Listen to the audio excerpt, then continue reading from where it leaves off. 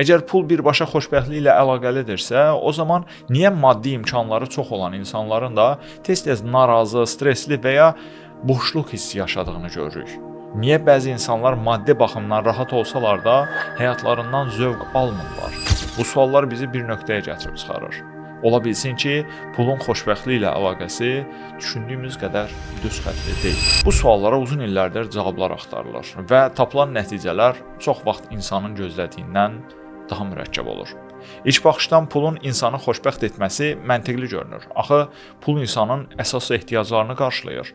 Qida, yaşayış, təhlükəsizlik, rahatlıq. Bunlar olmadan insanın özünü yaxşı hiss etməsi çətindir. Bu səbəbdən müəyyən bir nöqtəyə qədər pulun həyat keyfiyyətini artırdığı elmi olaraq da təsdiqlənib.